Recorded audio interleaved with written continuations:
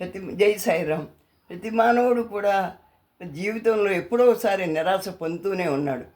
కొంతమంది డబ్బులున్నా నిరాశే, మరి మరి డబ్బులు లేకపోయినా నిరాశే, మరి రోగాలని రోడ్స్లని అనేక బాధలు, మరి ప్రతిదానికి నిరాశ చెంది కూర్చుండిపోతున్నాడు. అలా చేయకూడదు. ఎందుకు అంటే నిరాశ అనేది ప్రతి ఒక్కరికి కష్ట సుఖాలు అనేది కావడి కొండల్లాగా. ఒక చెట్టు కొంతకాలం పుష్పించి కొంతకాలం పుష్పించదు. అలాగే మన మానవుడు కూడా కొన్ని అప్పుడప్పుడు కష్టాలు వస్తూ ఉంటాయి. వాటిని ధైర్యంగా ఎదుర్కోవాలి. అతను ధైర్యంగా ఎదుర్కోవాలంటే మన పూర్వ చరిత్రను చూడాలి.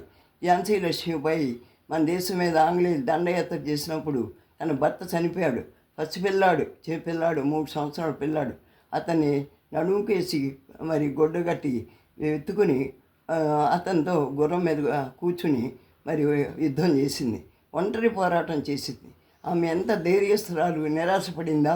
అందరూ దండయాత్ర చేశారు, చుట్టుపక్కల నన్ను కమ్మేశారు, చంపేస్తారు, నేను చచ్చిపోతాను అనుకుందా? కానీ ధైర్యంగా చనిపోయినా పర్వాలేదు అనుకునే యుద్ధంలో ఆమె అంత ఆదర్శంగా వెలిగింది. అలాగే సర్దార్ వల్లభాయ్ పటేల్ని చూసినట్లయితే అతనికి ఒకసారి దీర్ఘ ఉపన్యాసం మన స్వాతంత్రం రాకపోవడం ఇస్తూ ఉండగా పెద్ద సభ ప్రజావేదిక జరుగుతుండగా అతని టెలిగ్రామ్ వచ్చింది. టెలిగ్రామ్ చూసి అక్కడ పెట్టేశాడు. అది ఏంటి అంటే భార్య చనిపోయిందని. అయినా కూడా 5 నిమిషాలు కూడా ఆయన 2 నిమిషాలు కూడా మరి ఏమీ విచారించకుండా, దాన్ని గురించి గట్టిగా అనుకోకుండా ఆయన అదే ఉపన్యాసాన్ని ఎక్కువసేపు, గంట సేపు కొనసాగించాడు. ఆ తర్వాత కూడా ఆయన బాధపడలేదు. ఆమె వచ్చింది, ఆమె టైం అయిపోయింది, ఆమె వెళ్ళిపోయింది. నేను కూడా ఒకప్పుడు వెళ్ళాల్సిందే కదా, నేను ఇక్కడ ఏమైనా ఉంటానా అనే ధైర్యంగా ఉండి ప్రజలు బాధపడితే మీరు బాధపడొద్దని ధైర్యం చెప్పాడు. అలాగే ఛత్రపతి శివాజీ కూడా మరి ఎన్నో యుద్ధాలు చేసి దేశాన్ని కాపాడాడు. మరి అక్బర్ని చూసినా కూడా మరి అన్ని మతాలు వాళ్ళకి ఒక మతాన్ని మెచ్చుకుంటే ఇంకో మతం మరి బాగోట్లేదు అని చెప్పేసి అన్ని మతాల సారాంశం ఒకటి, అందరికీ ఒక దేవుడే అని అతను పండితులను పిలిచి చెప్పి అన్ని మతాలని గౌరవించండి అని చెప్పేసి అక్బర్ చెప్పాడు. తర్వాత మరి గోరి గజనీ మహమ్మద్ మన దేశం మీద దండయాత్ర చేశాడు 17 సార్లు. అలా పృథ్వీ మహారాజు అతనితో 17 సార్లు ఓడించాడు. చివరికి 17వసారి అతను కళ్ళు గుర్తిస్తాడు పృథ్వీరాజు. అయినా కూడా నిరాశ చెందకుండా నా దేశం కోసం నేను ఏమర్పించినా నాకు పర్వాలేదని ధైర్యం చేసి ఆ గజనీ మహమ్మద్ని ఎల్లగొట్టాడు. అట్లాగా మన దేశంలో ఎంతమందో నాయకులు యొక్క త్యాగ ఫలితమే మన యొక్క భారతదేశం.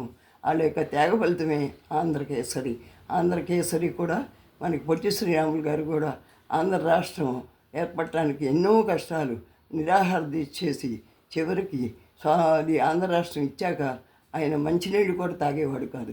అలాగా ఆయన దేశం కోసం మరి చనిపోయాడు. అదే ఆంధ్రప్రదేశ్ కోసం చనిపోయాడు. అందుకని పొట్టి శ్రీరాములు పాఠశాల ఒకటి ఉంది. అందుకనే అలాగ స్కూల్ పేర్లు, అలా త్యాగవీరుల పేర్లు అన్నీ కూడా ఉన్నాయి. ఆంధ్రకేసరి, టంగుటూరి ప్రకాశం పంతులు గారు, పొట్టి శ్రీరాములు స్కూళ్ళు అవి ఉన్నాయి. అందులో నేను వర్క్ చేశాను, అందుకని నాకు తెలుసు అది.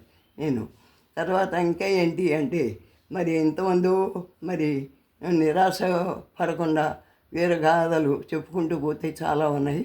అలాగే నీతి కథలు చెప్పుకుంటూ పోతే చాలామంది రామకృష్ణ పరమహంస చెప్పారు, స్వామి వివేకానంద చెప్పారు, గౌతమ్ బుద్ధుడు చెప్పారు, రమణ మహర్షి చెప్పారు.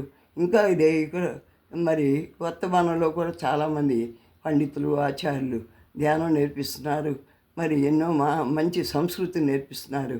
వాటికి కూడా కొంత టైంని మనం వినియోగించుకొని మనం జీవితంలో నిరాశ కాసేపు వస్తాయి, కష్టాలు కాసేపు పోతాయి. అవి శాశ్వతంగా ఉండవు. అవి కదిలిపోయే మేఘాలు. మనం పుడతాయి ఏం తీసుకురాలా, చనిపోతాయి ఏం తీసుకెళ్ళము.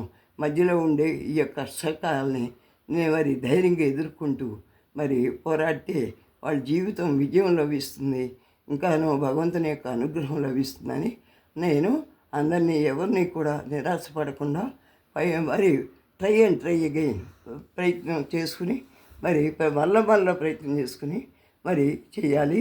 యువకులు కూడా ఉద్యోగం రాలేదని నిరుత్సాహపడకుండా మరి సొంతంగా వ్యాపారాలు ఏదో ఒక కొంచెం చిన్నదైనా సరే ఏదో ఒకటి చేసుకుని వాళ్ళు వనికెక్కుతారని నేను యువకుల్ని ఎక్కువగా ప్రోత్సహిస్తున్నాను. అలాగే పిల్లల్ని బాల్యం కూడా చాలా మంచిగా ఉండాలని, తల్లిదండ్రులు వాళ్ళు దీవించాలని, భగవంతుడు వాళ్ళని దీవించాలని నేను కోరుకుంటూ అందరికీ సాయిరామన్.